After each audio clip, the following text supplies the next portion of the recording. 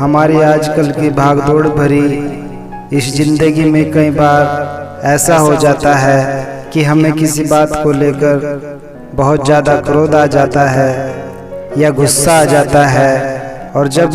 क्रोध हमें अपने बस में कर लेता है तो फिर हम अच्छे बुरे की समझ खो बैठते हैं और किसी अपने को ही कुछ ऐसा शब्द बोल जाते हैं जो हमें बोलना नहीं चाहिए था, और ऐसा एहसास होता है कि हाँ, मैंने उसको ये बात गलत बोली, उसका दिल दुखाया, वो मेरा अपना है, मुझे उसको ये बात नहीं बोलनी चाहिए थी, और हमें बहुत पछतावा होता है। इस संदर्भ में दास आपके चरणों में एक वाक्यांश रख रहा है। एक बार दो पड़ोसी होते हैं जो आपस में बहुत सहजता से जीवन व्यतीत कर रहे होते हैं, प्यार से रहते हैं, लेकिन न जाने एक दिन उनकी किसी बात पर आपस में लड़ाई हो जाती है और झगड़ा इतना बढ़ जाता है कि वो एक दूसरे को काफ़ी भला बुरा बोल देते हैं। जब बाद में झगड़ा शांत हो जाता है और उन दोनों पड़ोसियों को गुस्सा जो आ रहा होता है वो भी शांत हो जाता है, तो एक पहला पड़ोसी होता है, उसको इस बात का एहसास होता है कि उसने अपने क्रोध में आकर कुछ ऐसे अपशब्द मुख से निकाल दिए हैं जो उसे नहीं निकालने चाहिए थे। पहला पड़ोसी को जब इस बात का एहसास होता है और पछतावा भी होता है तो एक महात्मा के पास पहुंचता है और उनसे जाकर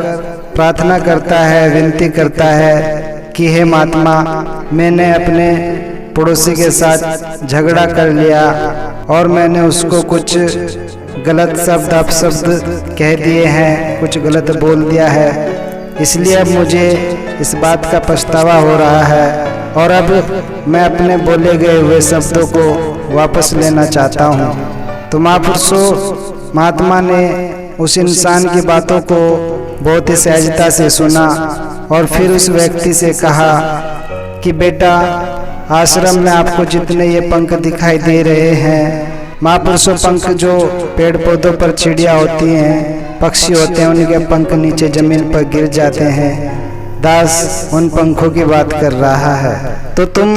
इन सभी पंखों को इकट्ठा करके मेरे पास ले आओ। वो इंसान ऐसा ही करता है, सारे पंख इकट्ठा कर लेता है, बहुत सारे पंख हो जाते हैं। तो महात्मा कहते हैं कि अब इन सारे पंखों को जाकर अपने शहर के बीचों बीच वाली जगह पर रख के आ जाओ। वो इंसान ऐसा ही करता है और ऐसा करने के बाद वो इंसान फिर से महात्मा के पास पहुंचता है।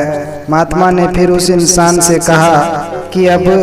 जो तुम सारे पंख शहर के बीचों बीच वाली जगह पर रख के आए हो, उन सभी पंखों को अब वापस लेकर आ जाओ। वो इंसान वापस उस जगह पर जाता है, तक सारे पंख हवा से इधर उधर उड़ चुके थे और वो आदमी खाली हाथ उस महात्मा के पास पहुंचता है। तब उस महात्मा ने उस इंसान से कहा कि बेटा, ऐसे ही तुम्हारे द्वारा कहे गए शब्दों के साथ होता है, तुम आसानी से उन्हें अपने मुख से निकाल तो सकते हो पर चाहकर भी वापस नहीं ले सकते। कहानी से हमें यही सीखने को मिलता है कि हमें इस बात का ध्यान रखना आवश्यक हो जाता है कि कुछ कड़वा बोलने से पहले ये याद रखे कि भला बुरा कहने के बाद कुछ भी करके अपने शब्द वापस